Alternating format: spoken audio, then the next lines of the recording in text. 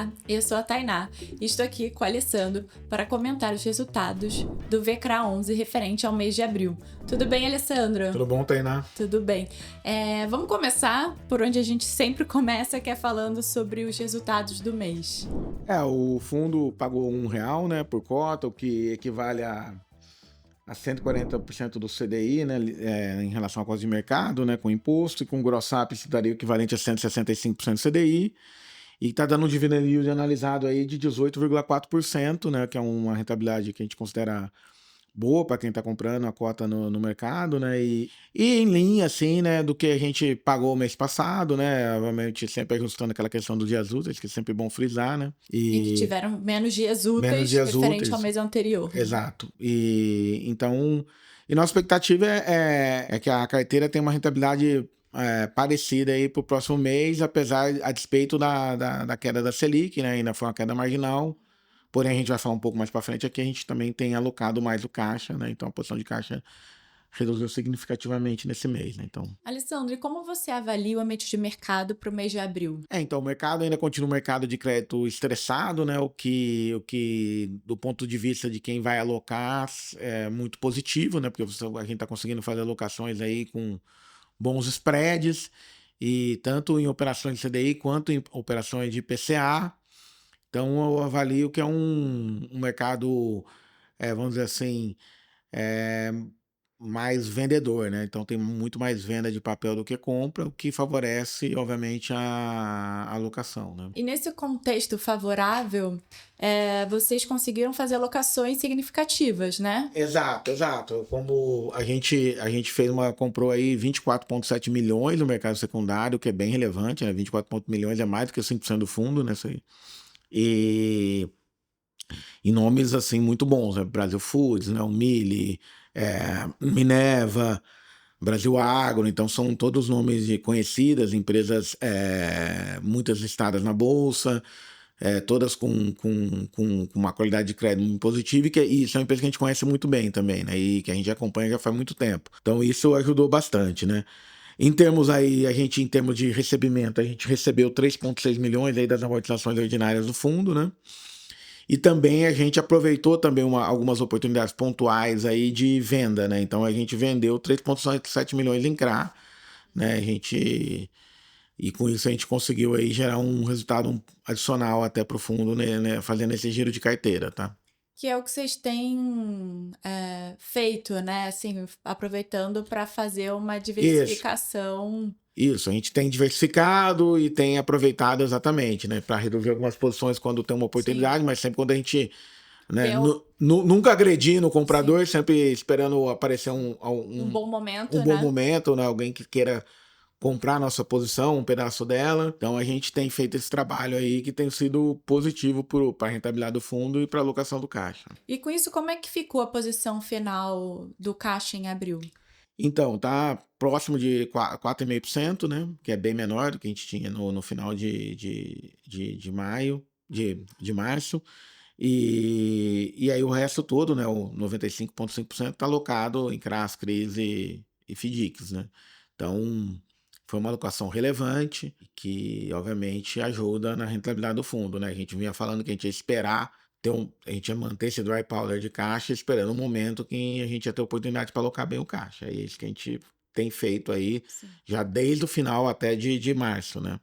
Mas mais intensivamente em abril, né? Alessandro, e como é que você está vendo o mercado? Alguma tendência de mudança? Não, a gente não está vendo mudança nenhuma, o mercado continua o mesmo, né? Como eu disse, o mercado em abril foi um buyer's market, né? Um mercado bom para quem queira comprar, né? E a gente continua achando que vai continuar assim por um bom tempo, porque é um movimento que não é um movimento só em função do que está acontecendo no agronegócio, pelo contrário, né? Um movimento em geral no mercado de crédito.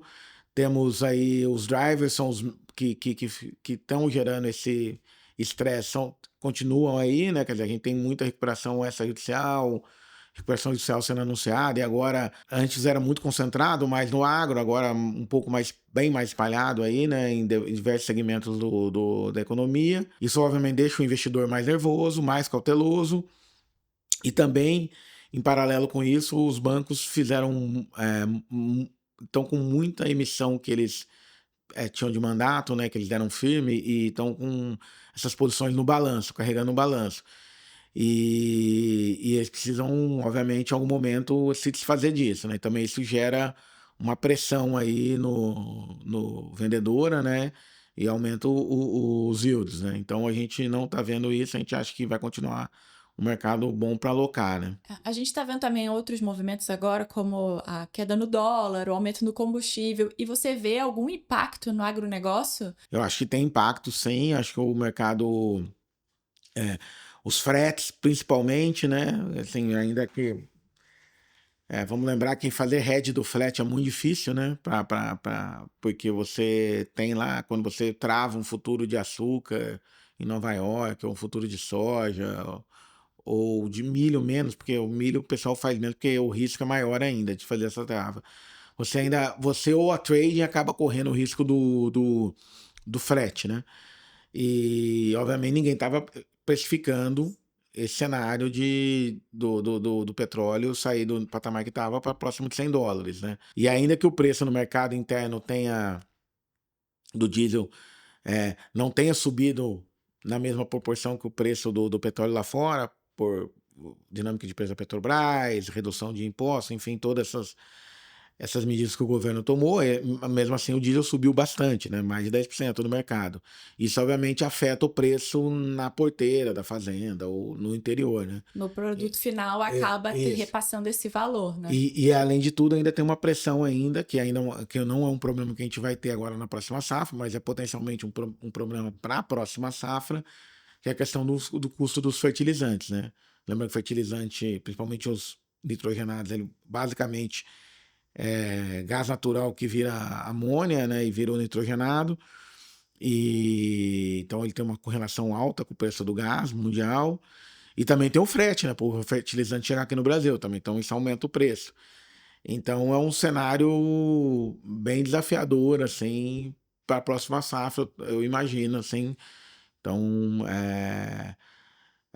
deveria ter algum ajuste de preço, eu imagino que vai ter, mas é cenário desafiador. E junto com isso, uma questão mais idiosincrática do Brasil, que é a valorização do real, né? O real vem performando muito bem, né? Em função, obviamente, de vários fatores, né? Tanto do Brasil, realmente, tem uma posição privilegiada no mundo em termos de matriz energética, exportador de petróleo, exportador de commodities, enfim, uma produção de biocombustível muito grande. Mas, além disso, ainda tem questões de taxa de juros, né? Taxa de juros muito alta, né? Juros real na casa de 10% no Brasil, que torna muito atrativo investir aqui. Então, isso continua pressionando a cotação do dólar aqui dentro, né? Então o real continua se valorizando. E isso, obviamente, para o agro, para alguns segmentos onde o Brasil realmente compete, principalmente com os Estados Unidos, né? Tipo, principalmente na parte de soja, né? Acaba sendo também um fator limitador do ganho de preço, né? Obviamente isso barateia, de outro lado, alguns insumos, o equipamento e tal, mas demora para acontecer, né? Então você sente você sente a perda muito antes do benefício, né? Então acho que esse é um ponto de atenção e que obviamente a gente tá monitorando aqui.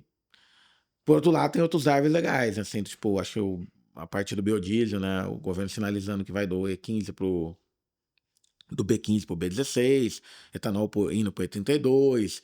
Então isso puxa muita coisa aqui dentro, né? Então pode compensar bastante essa questão do dólar e do custo do frete lá fora, porque você acaba aumentando o consumo interno, vamos dizer assim, indiretamente, né, da commodity, do milho, da soja, né? Você acaba pressionando, né, o consumo interno. Isso ajuda muito no preço, entendeu?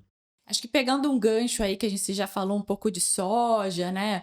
O que você vê também de outros destaques setoriais para o agronegócio, para o mês? Acho que o destaque continua sendo o mesmo que a gente vem falando já há um tempo, que é o setor de proteínas, né? Acho que o setor de proteína tem uma tendência muito boa, né? O preço da arroba do boi é muito forte, acho que a parte de frangos suínos ainda que com preços menores do que o ano passado, mas ainda com margem muito boa, né? O setor com uma dinâmica muito positiva, custo muito baixo, né? Não muito baixo, mas baixo, né? Não, que é muita oferta de DDG, farelo de soja em função até dos biocombustíveis, né? Já comentei isso aqui várias vezes. Então isso acaba ajudando muito no custo, né? E demanda muito forte, né? Existe uma incógnita aí que são as cotas da China, né? No setor do bovino, mas eu acho que vai ser absorvido, né? Porque se pegarmos se pegar o que está acontecendo nos Estados Unidos e em outros lugares, a demanda muito forte, sem capacidade para produzir. Então, realmente parece ter uma tendência aí. E a oferta não tá vindo por várias razões, entendeu? Porque demora para vir mesmo, enfim. Então acho que tem uma tendência ainda, uma sustentação grande no setor de proteínas. Que é o que a gente já vem falando, né, Isso, em já outros mais de, sei lá, vídeos. quase um ano já falando disso. Sim. Então acho que talvez é o segmento aí mais positivo. Forte hoje No setor de etanol, açúcar e etanol, vai depender um pouco de como vai ficar a política de preço da Petrobras em relação ao preço externo. Hoje o preço do etanol da gasolina no mercado interno está muito, cerca de 40% abaixo do preço internacional. Acho que difícil acontecer alguma coisa antes da eleição, mas acho que o governo já se atentou para isso e achar o aumento da mistura por E32 é um jeito de você beneficiar disso, né? Porque você aumenta a participação do etanol na gasolina, você puxa a demanda do etanol, diminui o preço médio na bomba da gasolina e diminui principalmente a necessidade de importação de gasolina, reduzindo, vamos dizer assim, o custo de subsidiar essa gasolina mais baixa no Brasil.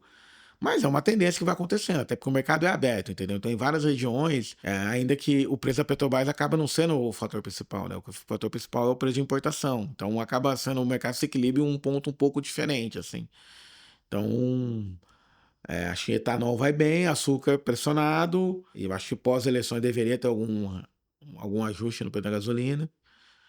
Então, não é que vai ser tão bom quanto estava, mas é um setor que acho que tá ok, assim. Alessandro, acho que por hoje é isso, né? A gente passou por todos os pontos.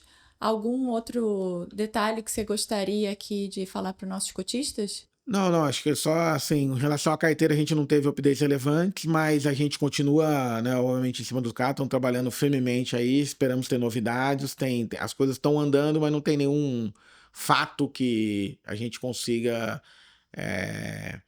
falar agora, porque estamos no meio de algumas negociações, no meio, obviamente, de execuções de alguns créditos. Então, mas a gente espera aí em breve ter uma novidade. A gente já trouxe alguma novidade na CAI do mês passado. Nessa daqui a gente não tem muito em relação àquilo que está acontecendo. Acho que é importante aqui ressaltar que a gente continua trabalhando com os advogados, é só realmente questão de não ter algum fato relevante que a gente possa trazer aqui na CAI. Exatamente, a gente continua trabalhando em cima, tanto na fronte negocial quanto no fronte contencioso. E é isso, qualquer dúvida, a gente tem o nosso canal de RI aí para falar, né? Podem mandar um e-mail, a gente responde os e-mails. Sim. E a gente está sempre à disposição, né? E na medida possível de atualizar todos e disponibilizar as informações que são necessárias. Bom, é isso, Alessandro. Obrigado a todos por nos acompanhar. E qualquer dúvida, estamos à disposição através dos nossos canais de RI. Bons investimentos!